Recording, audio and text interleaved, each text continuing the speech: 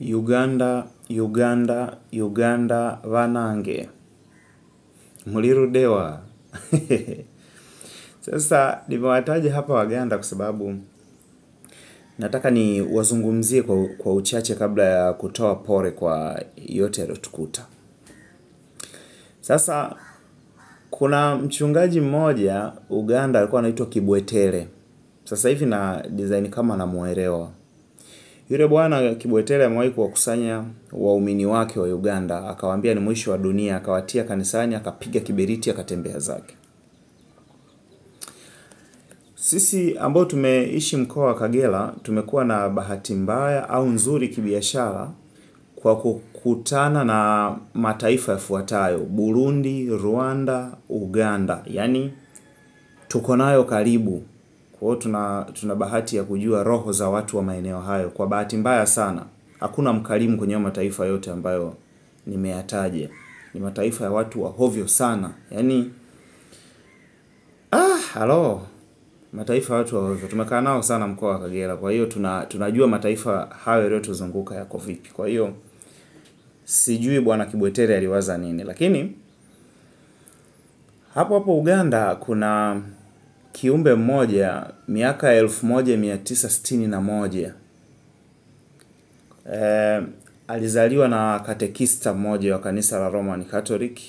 Yule katekista Mungu akamjalia kupata mtoto. Hata mazingira yake ya ukuaji wake yalikuwa ya ajabu. Akiwa mdogo sana, umri usio wa kutembea, alinyanyuka mpaka mama yake akasema Mungu ametuletea balaa, na kweli alikuja kuwa balaa la Afrika Mashariki na mpaka Mashariki ya Kati hadi Sudani Kusini. Huyu bwana anaitwa Joseph Kony.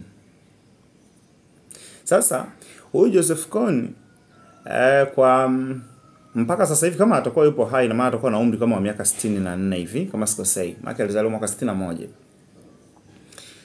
Huyu ndio muasi pekee ambaye utafutaji wake ni wa kishikaji sana. Kusakwa kwake ni kusakwa kwa kishikaji sana. Tofauti na nchi nyingine ambazo tumekuwa tukiona waasi wanatafutwa, wanaumizwa, wanafanywaje, ni vurugu, lakini imekuwa tofauti kwa Kony. Kwa nini tofauti?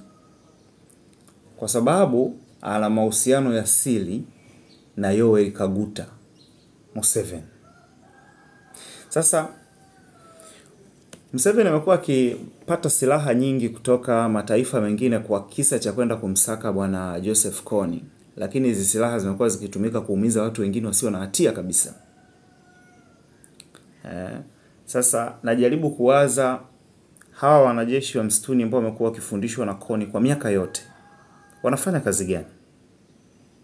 Au ndio wanakodiwa na baadhi ya mataifa kwenda kufanya shughuli maalum?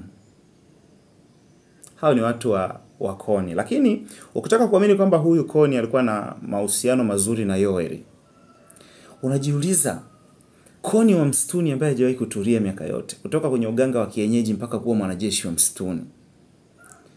Maana alikuwa mtoto wa mchungaji, lakini aliachana na masuala ya kanisa akaamua kuwa mganga wa kienyeji.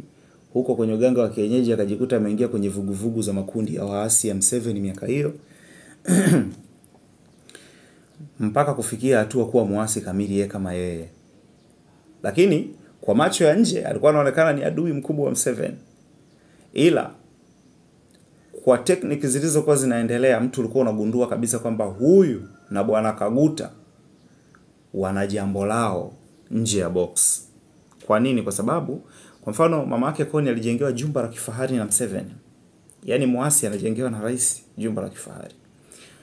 Wazazi wa Kony wamehudumiwa kwa matibabu mazuri ya gharama na Museveni mpaka pale mwisho uhai wao ulipofika, na mazishi yao ya gharama yakasimamiwa na serikali ya Uganda. Hawa wanajeshi wanao train Kony wana shughuli gani ndani ya Uganda? Na ilipofika mwaka 2005 Museveni na Kony walipanua himaya yao mpaka Afrika ya Kati, Kongo na Sudani Kusini. Na wamepiga show sio za kawaida kule kuhakikisha Sudani haitulii mpaka kugawanyika. Huo wote ni msaada wa Kony na Museveni. Mpaka wakajikuta Sudani wameigawa kishikaji hivyo tu. Unaona, hawa babe wawili. Lakini wanaitana mahasimu. Sasa kuna katukio fulani kalifanyika Desemba 2008 kwenye iliyokuwa himaya ya Kony, iliyofanywa na Museveni kwenye mji fulani kanaitwa Garamba. Lakini lile tukio lilopigwa pale ilikuwa ni kusababisha tu machafuko ndani ya Kongo, ili kusudi wahuni wapige madini, wapige mali zao. Unaona? Na wakasingizia kwamba pale wamekwenda Uganda, wamekwenda na Sudani kwenda kumnyang'anya silaha Kony. Lakini eti wakashindwa. Na Kony akasimama akajitangaza kwamba ni Roho Mtakatifu kamuongoza. Kwa hiyo aliweza kugundua mapema na akaweza kupambana asivamiwe. Unaona?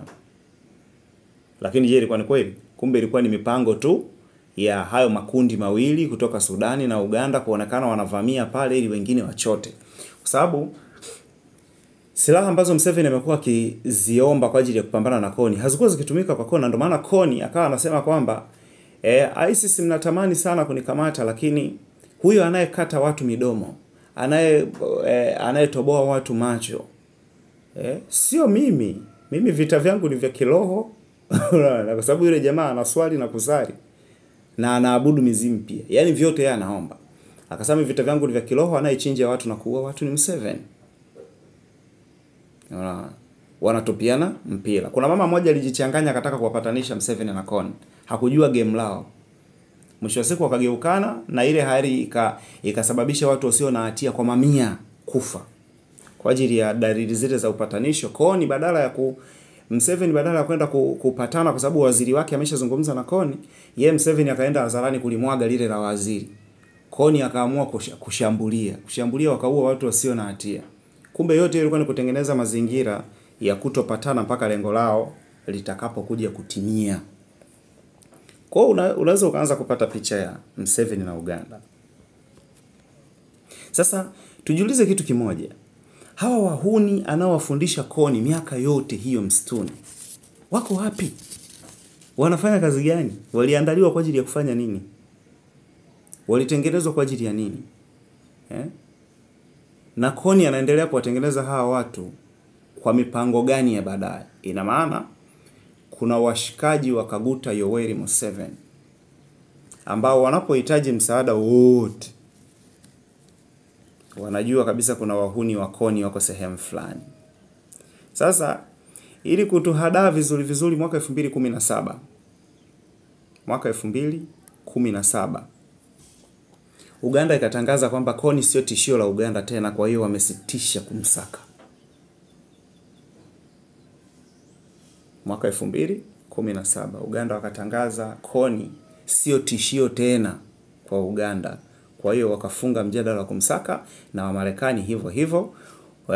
Kwa sababu Wamarekani walikuwa wanatengeneza mazingira ya kutoa silaha ili kuchafuke Mashariki ya Kati na Kongo, wao wapige wanachokipiga. Mzungu sio sponsor, ni colonizer. Sasa wahuni wanaofundishwa na Museveni wako wapi? Au ndiyo masenari aliyokuwa akiwazungumza Nyerere, askari wa kukodiwa? Tuachane na yote hayo. Msimu huu umemalizika. Kuna ndugu zetu wamelipa gharama, na nilibahatika kuangalia mfumo aliouweka pale Mange Kimambi wa jeshi letu. Mpaka nimeumia kwa nini nilikuwa na waraumu kwa mfumo ule niliouona ulivyotengenezwa. Watanzania tunyamanza, tutafute hera tu. Yaani kwa mfumo ule niliouona ule, kama ndivyo ulitengenezwa, tutafute tu hela, tuendelee na mambo yetu mengine. Okay, poleni sana familia ambazo zimekutwa na misiba yote. Mungu awape faraja kwenye kipindi hiki kigumu. Lakini hapa Nkobe tutaendelea kufundishana mambo mengi. Nadhani ambao wameifuatilia akaunti hii, kuna vitu vingi sana pale nimeweka vinavyopatikana kwenye akaunti hii. Tutaendelea kupeana elimu mbalimbali, kuelimishana vitu vya kawaida vya ndani na nje ya Tanzania. Mungu awabariki sana, msiache kusubscribe.